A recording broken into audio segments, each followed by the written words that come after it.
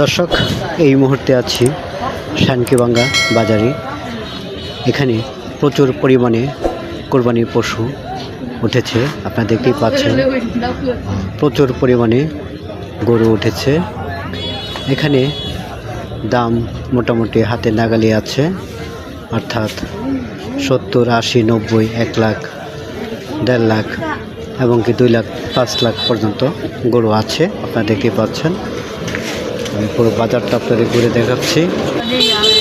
যে পরিমাণে কোরবানির পশু এই হাটে উঠেছে তা খুব দ্রুতই বিক্রি হচ্ছে, অর্থাৎ একটি পশু যেটি বেশি সময় নিচ্ছে না ক্রেতারা, খুব দ্রুতই তা বিক্রেতার কাছ থেকে পশু নিয়ে নিচ্ছে।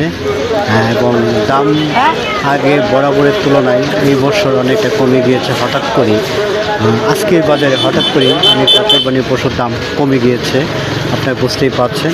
হঠাৎ করে দাম কমে যাওয়ার কারণে এই শানকিবাঙ্গা বাজারে প্রচুর পরিমাণে গরু বিক্রি হচ্ছে, অর্থাৎ যে যে যে ক্রেতা যেটা পছন্দ করছেন সাথে সাথেই ওটা দরদাম করেই নিয়ে যাচ্ছেন, কখনো হাতছাড়া করতে চাচ্ছেন না। অর্থাৎ এই পরিমাণে গরু বিক্রি হচ্ছে, আপনারা দেখতেই পাচ্ছেন। হঠাৎ করেই আজকে আকাশ মেঘলা থাকার কারণেই মূলত হতে পারে, এবং অতিরিক্ত পশু উঠে যাওয়ার কারণে হয়তো বা এই দামটা একটু কমের দিকে চলে এসেছে। আমরা মোটামুটি বেশ কয়েকজন ক্রেতার সাথে কথা বলেছি, ওনারা বললেন যে হঠাৎ করেই বাজারটা একটু পড়ে গিয়েছে, অর্থাৎ দামটা একটু অনেকটাই কমে গিয়েছে, যার কারণে আজকে এই বাজারে প্রচুর প্রচুর কোরবানির পশু বিক্রি হচ্ছে, আপনারা বুঝতেই পারছেন। দর্শক, এখন আছি শানকিবাঙ্গা বাজারে, আপনারা দেখতে থাকুন।